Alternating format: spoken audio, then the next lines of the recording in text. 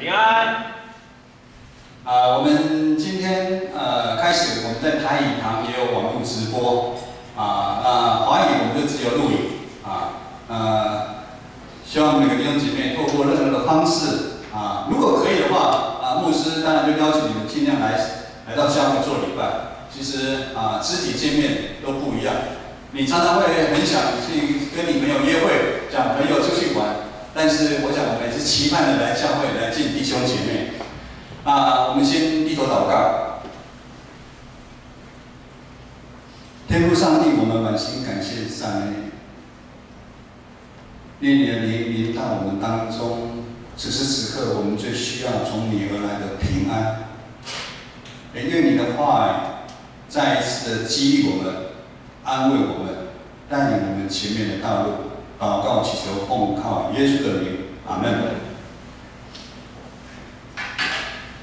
接下来开始是受难周，现在下一个礼拜是受难周。那可能连教会因为很多节期的礼拜、盛大的一个活动都停止了，以至于大家现在把焦点都在这个疫情上面，所以也可能把这么大的日子都忘记了。福音书应该是每一个基督徒最熟悉的一个部分。你可能不晓得旧约有几卷。旧约哪一个书在哪里？但是对于耶稣的故事，每一个人都很熟悉。从耶稣道成肉身来到世上，他赢过魔鬼的试探。我们在这次的讲道都有在讲魔鬼的试探，以后他开始传道的工作。在过程当中，他呼召了12个门徒。你可以想想，12个门徒就是我们。呼召12个门徒在加利利，在会堂里面去教导人，宣导天国的福音。他赶鬼，他医治各样的病人。经文说，耶稣看见许多人，就怜悯他们，因为他们孤苦无依，就好像羊没有牧羊看顾的一样。最后，耶稣按照上帝的旨意，他上耶稣杀了。经文说，人子做祭司经学教师以及外邦人，他们的戏弄、鞭打，最后钉死在十字架，但第3日复活。我想耶稣的故事，每一个基督徒刚来到教会一定都非常的清楚，也因为这样子，对福音书我们很清楚，所以我们既定的印象就是今天的这段经文20章20到28节，我们会有一个先入为主的印象，就是说耶稣总共在福音书跟门徒讲了3次，他钉死十字架。这一次是最后一次，他跟门徒很沉重跟他们讲：“我要上耶路撒冷钉死十字架。”可是我们看到这一节之后，门徒的反应好像不晓得似懂非懂，还是他们有听，他们所关心的不是这个，就好像现在大家关心的就是疫情疫情我记得有一阵子世界杯足球赛的时候，我们纵使在工作上班，每个人关心的都是足球，今天会踢进几球我记得那一阵子我在公司上班我赢了大概20碗牛肉面，因为我们用踢足球看谁踢赢来赌牛肉面总共赢了20碗牛肉面。也就是我们在关心的，这是门徒他们到底在关心什么？我们不知道。经文说，他们继续在争论，当天国来临的时候，谁要在争大，就是要坐耶稣的右边，坐耶稣的左边。但是今天牧师要带领大家用更详细、用不同的角度来看这段经文。可能你不一定认同，因为我跟志明牧师们讨论，我们看了很多神学家写的注释书，好像没有人这样解经。那我们试着来看看这个角度，我们能不能认同？我们一起先来读20章20到22节。我们看20章，我们看他的周报，周报后面就有请。那时，西庇太儿子的母亲同他2个儿子上前来拜耶稣，求他一件事。耶稣说：“你要什么？”他说：“愿你叫我这2个儿子在你国里，一个坐在你右边，一个坐在你左边。”耶稣回答说：“你们不知道所求的是什么，我将要喝的杯，你们能喝吗？他们说我们能。我们没有看到耶稣有任何斥责他们的语气。在耶稣传道的过程当中，他所呼召的这个12个门徒，他们也愿意放下一切，跟随在耶稣的旁边，这是非常不简单的。在传道的过程当中，他们跟着老师学习，他们也受老师的差遣，他们彼此同工，很多的神迹奇事也在他们当中来发生。这个当中，他们也经历了犹太领袖对耶稣的迫害，但是关关难过，关关过，总是走到现在。门徒在跟随耶稣的过程当中，开始有许多的不明白，内心充满了怀疑、混乱，但是最后他们还是始终跟随在老师的身边，没有人闹倒，以至于他们可以慢慢的了解，耶稣的身份是什么，耶稣的使命是什么，就好像我们一样。10几年前，我刚到教会的时候，我也只是一个很热心，就来到教会。你说对十字架、对天国是什么吗？我能懂吗？我真的也不懂。在经文这个时候描述到，离耶路撒冷的城越来越近，门徒其中有2位，一个叫做雅各，一个叫约翰。他们在妈妈的陪同底下来见耶稣。他们跟耶稣说：“当你的国降临的时候，让我的孩子一个坐右边，一个坐左边。”我们看这个经文的时候，大家的反应是什么？哇！你要关说，还请妈妈一起过来啊！妈妈也过来，真的是很自私，而且很傲慢。我想10个门徒在旁边看，哇！这两个平常跟我们一起的这2个门徒，他们傲慢，他们要进天国，而且他们要坐大左边右边。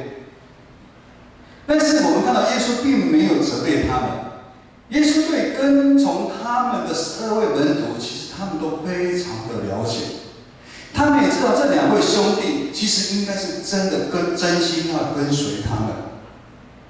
耶稣就像过去他们不懂的时候，耶稣就回答一些问题给他们知道。而今天耶稣回答一个更高属灵的问题，就是杯是什么？耶稣所要喝的杯是什么？耶稣说：“没错，我要喝的杯，你们也要喝。”意思，耶稣要告诉他们说，耶稣要上十字架所受的苦路，跟随他的人一样也要受苦。耶稣让这2个门徒知道，他要喝的杯是一个苦杯，这是一个很重担的杯。但是这10个门徒他们并没办法理解。就你一个刚来教会1年2年的人，他对教会的人都没办法认识了，何况对教会的教导、教义，他根本了解是很有限的。这4个门徒他们也是，他们没办法体会这个十字架路最终的意义是什么。竟然这个十字架，他们要走的这个十字架，竟然跟他们的想法、既定的想法差这么多，就好像我们一样。但是我们可以说，刚来教会2、3年，他虽然不懂那么多，但是他愿意来教会，来跟随主的这个心智是假的吗？不是。所以耶稣也觉得肯定，他们这2位门徒，他们跟随耶稣的心其实是有的。所以我们不要太早去论断这2位门徒。我们接着看23节，23节就是耶稣回答这2个门徒说：“但是要坐在我右边，在我左边，不是我可以决定的，乃是我父可以决定的。”我想坐在耶稣的右边跟左边，应该是一件很光荣、很荣耀的事情，也是我们每一个基督徒要努力、要去追求。盼望有一天，我们不只上天堂，我能站在耶稣的右边，站在耶稣的左边。那如果在拍照的时候，大家拍耶稣的时候，我就喊耶。大家是不是很喜欢在耶稣的右边、左边？我想这个是我们很盼望的。但是这个时候的门徒，他们没办法理解，就是说，要得到那么极大的荣耀，是要先受苦的，是要受苦。上帝给耶稣的苦杯是创世以来最重最大的苦杯。耶稣其实自己在客西马尼的祷告这么说：“我父啊，倘若可行，求你叫这个杯离开我。然而不要照我的意思，只要照你的意思。”人子耶稣，他降世为人，他有他软弱的一面。耶稣都觉得上帝给他的呼召太沉重了，但是他说：“我愿意顺服你的旨意。”耶稣愿意承受这么大的苦杯，才有办法完成救赎世人的一个计划。也因为这样，耶稣3日复活，上帝把他升为高，如今在天父上帝的右边。耶稣在这边所说上帝的主权，就是说，当国来临的时候，要坐在右边、左边，这个是上帝的主权。这个意思也就是说，我们每一位愿意走十字架道路的人，要喝的杯其实是不一样的。你们要喝的杯跟牧师要喝的杯是不一样的。10几年前，我也从来没有想到，我竟然要承受这么大的杯，好像小绵羊误入那个大sơn一样，而且竟然要当牧师喝这么大的杯。但是我们每一个人有没有办法承受多重的杯？你也不用害怕，上帝都知道，上帝都知道上帝的主权，以至于在哥林多前书10章13节这么说：你们所遇见的考验，我们所要喝的杯，无非是人所承受得了。因为神是信实的，他不会让我们每一个人遭受无法承担的考验。在受考验的时候，总会给你们开一条出路，让我们能够忍耐得了。也就是说，这个经文主要是说，上帝他会量适合我们的杯。在我们信仰旅程当中，有时候我们是不是好像这2位门徒一样，刚接触这个信仰，刚来教会，我们充满了信心，我们热情要为主来侍奉。但是在服侍的过程当中，我们渐渐就感觉到遇到许多的困难。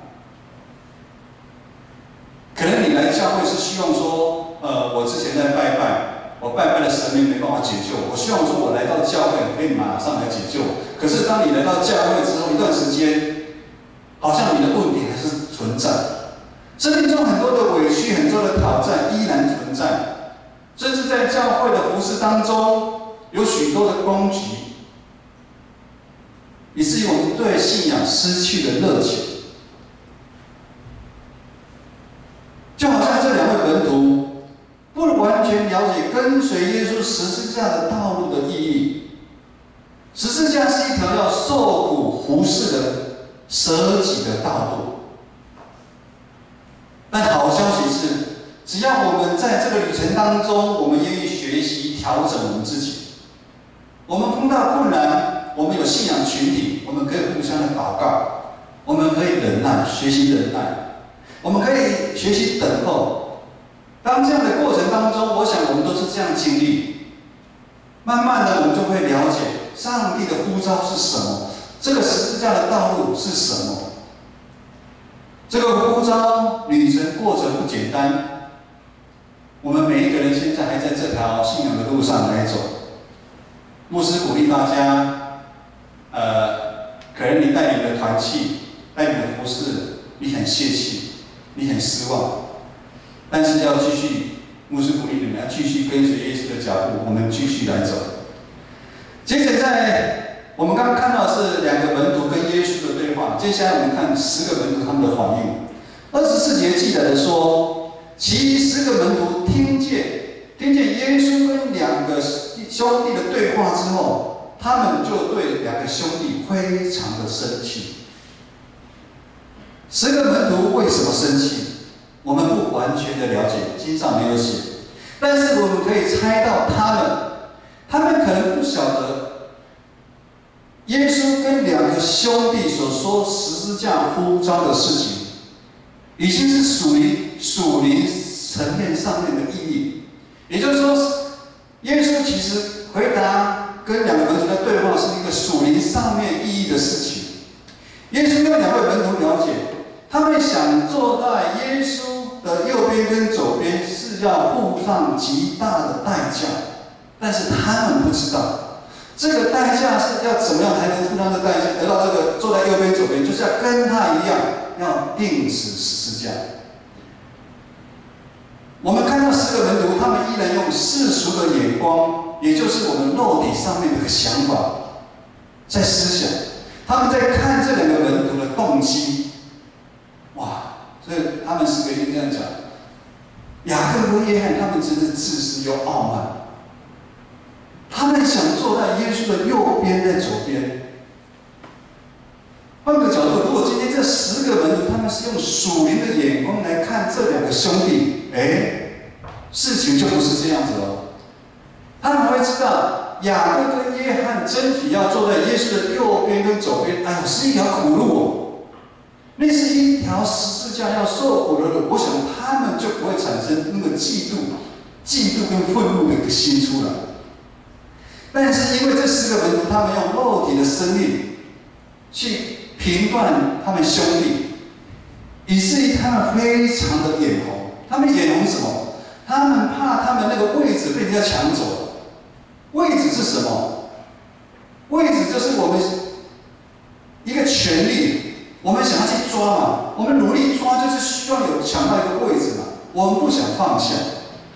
经文说，他们这10个门徒非常的生气。我们知道，在福音书里面也有几段记载生气，这个原文记载生气。有一段就是说，法利赛人他们看到耶稣所行的事情，他们就非常的生气。生气到什么呢？他们想除掉耶稣。也就是说，这个是很严重的反应。生气代表我们关系的决裂，我们关系的分开，我们不相往来。我看不起你，我看不起你。门徒内心是有想要杀掉这个2个门徒的那个内心有这样的反应。他们的内心还是受到传统世界文化价值观的影响。他们每个人呢，暗暗地盼望他们能坐在大位上面，盼望他们排名能排在前面。嫉妒混淆了，嫉妒的动机混淆蒙蔽了他们的心，以至于他们冲动做了判断，他们生气。我们常常社会上很多一个生气。我前2天才跟子怡、子晴讲好吗？曾经在他们小的时候，小孩子就很生气，生气就是把他们抓起来往床上一丢，很恐怖吧？我们常常看到很多社会上很多生气，夫妻本来是恩爱夫妻，生气的做出让他很后悔的一个事情。我们有没有觉得很恐怖？这个信仰群体到底什么？弟兄姐妹，我们有没有可能就是那10个门徒啊？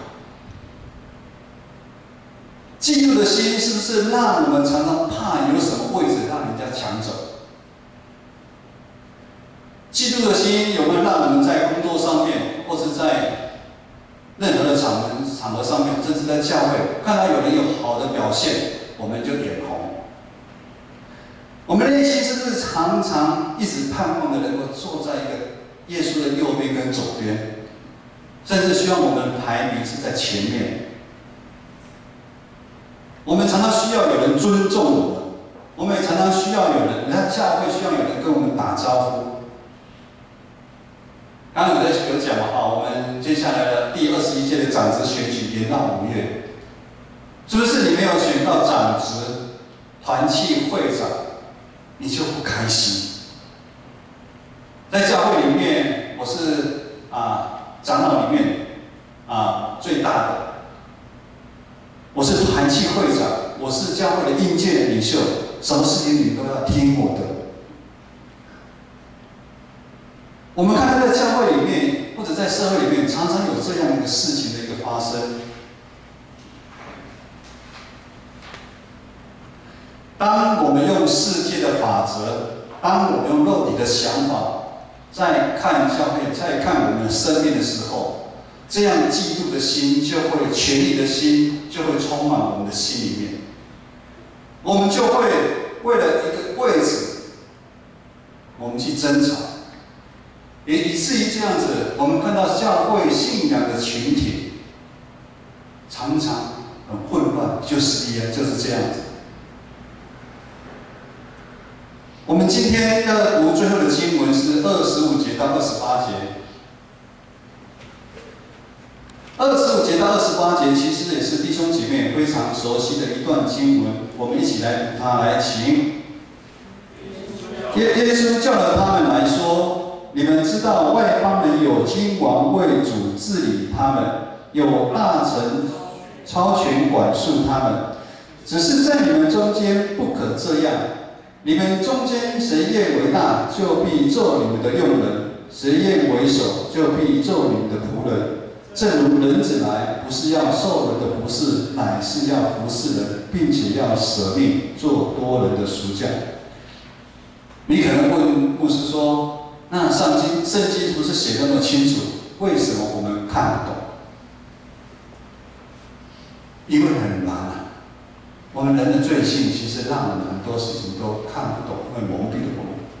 在最后一段经文，我们看到耶稣要直接让所有的门徒，耶稣把12个门徒叫在他旁边，跟他们说：“天国的法则跟世界的法则是不一样的。也就是说，真正的教会，牧师讲到真正的教会，有的教会可能不一定完全那么真，就是真正的教会的法则跟社会的法则也是不一样。耶稣完全颠覆传统世界认知上面的大跟小，以及高跟低的一个问题。耶稣完全用十字架的精神来回答他们这个问题。也就是说，天国的世界好比十字架的垂直面啊，我们现在十字架被挡住哈，我们知道十字架有垂直面跟横的面。世界的法则就好像垂直面，我们是用地位、权势来决定人的高低或伟大。这个人伟大是因为他做了什么样的事情，所以我们觉得他很伟大，很有成就。我们常常在学生的时候是用成绩来做排名，我们在公司上面也可以说你的业绩、你的职位来给你排名。但是在天国，在教会，我们属灵的生命就好像十字架的横的这一面是怎么样？横的这一面有高低吗？没有。在天国里面，我们就没有分大小、高低之分，每一个人的位置都是一样。各位弟兄姐妹，你在上帝的眼中其实都是一样。上帝不会特别疼爱牧师，疼爱敬拜团有服侍的弟兄姐妹，而不疼爱你。所以我们不要常常觉得好像因为我奉献的不多，我在社会上面的地位比较在底下，所以我在做礼拜的时候我就坐在后面。不是的，不是这样子。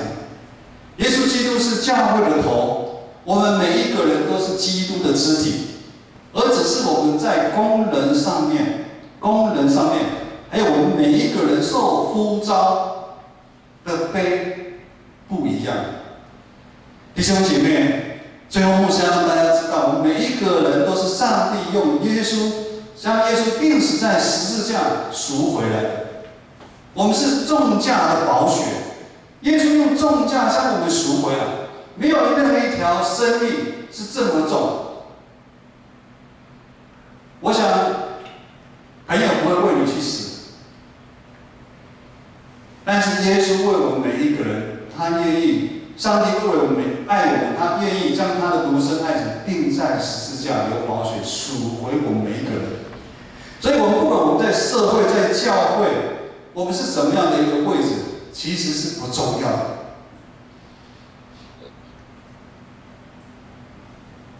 子怡、子群只要他们知道我们在家里面的位置是怎么样。大家猜一下，我在家里面排名第几的？应该是一样的啦，应该是子怡应该一样。但是我常常做11的猜，子怡叫我怎么样，我就会怎么样。其实我们的地位都是一样，这样。只是我们要尽忠我们那个职位。上帝呼召你在什么样的位置，上帝呼召给你的杯，你要勇敢的来回应他这个呼召。我们要背起我们自己的十字架。上帝呼召你来当长老，上帝呼召你来当执事。很多教会是这样子哦，选上的时候我不当，选上说我不要，那我就看不懂他到底在玩什么。我们要勇敢回应呼召，然后你也不用说我被选上我做不来。但是我刚前面有讲，信仰旅程当中，我们是慢慢的学习，上帝会慢慢的带领。上帝会让你选上长老，上帝会让你选上执事，他就觉得你有办法承担。好比，其实我一直不喜欢读书的人，这一辈子最不喜欢读书，但是上帝就呼召我去读神学院。我那时候就得跟上帝讲，我怎么有办法去当这个神职人员？但是上帝说，我的恩典够你用。他呼召我们在每一个职位，他就会负责到底。弟兄姐妹，求神帮助我们背起我们自己的十字架，喝我们该喝的杯。我们不要逃避，我们这一辈子要学习耶稣舍己的精神。上个礼拜牧师也说了，我们要走耶稣走的路，我们要走耶稣他的侍奉。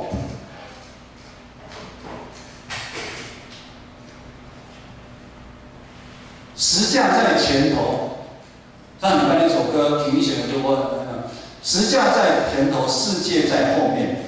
我很记得这首歌。我们要看的是十架，我们不要去看世界。那么呢，结果会怎么样？我讲得清楚，当我们不去在意这个位置的时候，上帝就给你一个位置了。当我们愿意谦卑下来的时候，跟耶稣一样的时候，上帝就直接给你高升了。好多弟兄姐妹跟我回应说，不是我在这个工作，其实我没办法担任，我觉得我好像那个是一个业务，但是我口才不好。但是呢，他敬畏神，他愿意，上帝就这样让他们在公司主管上面，在客户大家都喜欢他们。上帝亲自在你的工作上呢，就把你高升。弟兄姐妹，在多年以前，有一个耶稣的一个故事。耶稣的故事其实也就是我们的故事。十字架是我们共同的记号，十字架也是我们共同光荣的记号。我们一起来站立，来唱这一首诗歌。